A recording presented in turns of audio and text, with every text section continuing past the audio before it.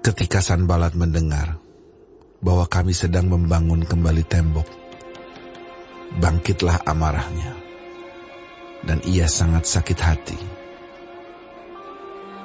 Ia mengolok-olokkan orang Yahudi dan berkata di hadapan saudara-saudaranya dan tentara Samaria, "Apa gerangan yang dilakukan orang-orang Yahudi yang lemah ini?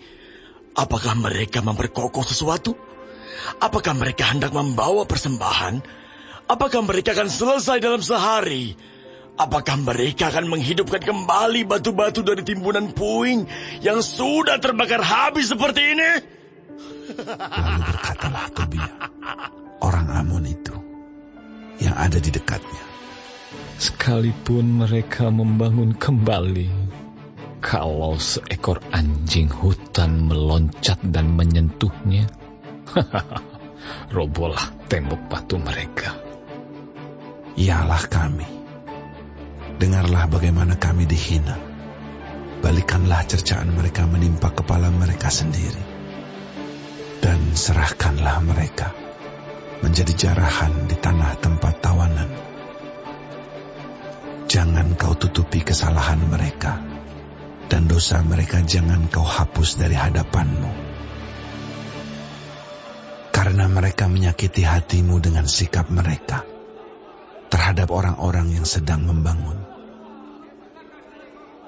Tetapi kami terus membangun tembok sampai setengah tinggi dan sampai ujung-ujungnya bertemu, karena seluruh bangsa bekerja dengan segenap hati. Ketika Sanbalat dan Tobia serta orang Arab dan orang Amon dan orang Asdod mendengar bahwa pekerjaan perbaikan tembok Yerusalem maju dan bahwa lubang-lubang tembok mulai tertutup, maka sangat marahlah mereka. Mereka semua mengadakan persepakatan bersama untuk memerangi Yerusalem dan mengadakan kekacauan di sana.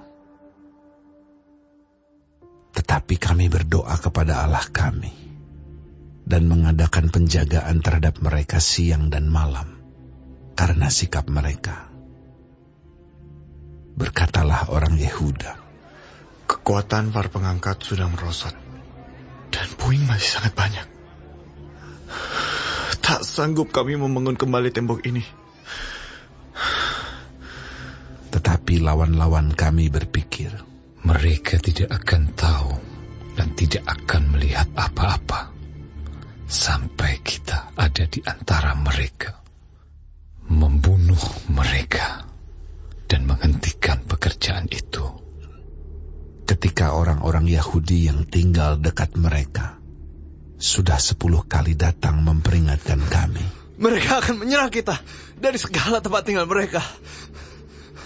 maka aku tempatkan rakyat menurut kaum keluarganya dengan pedang, tombak, dan panah di bagian-bagian yang paling rendah dari tempat itu, di belakang tembok, di tempat-tempat yang terbuka.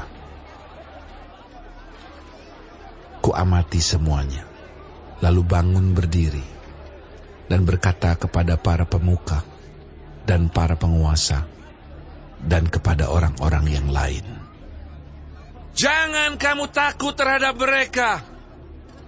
Ingatlah kepada Tuhan yang maha besar dan dahsyat, dan berperanglah untuk saudara-saudaramu, untuk anak-anak lelaki dan anak-anak perempuanmu, untuk istrimu dan rumahmu."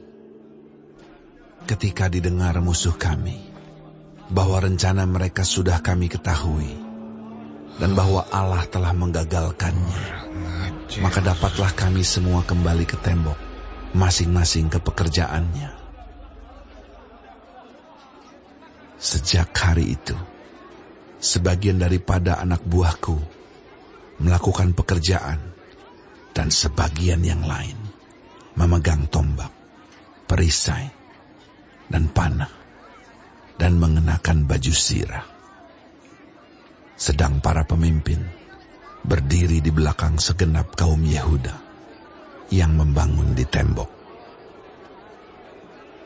Orang-orang yang memikul dan mengangkut, melakukan pekerjaannya dengan satu tangan, dan dengan tangan yang lain mereka memegang senjata.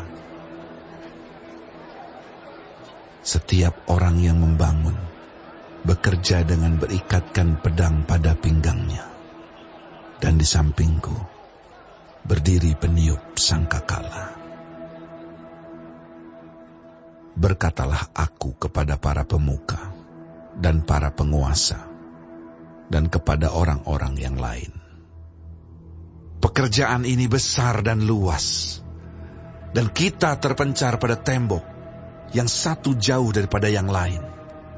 Dan kalau kamu mendengar bunyi sangkakala di suatu tempat, berkumpullah ke sana mendapatkan kami. Allah kita akan berperang bagi kita. Demikianlah kami melakukan pekerjaan itu.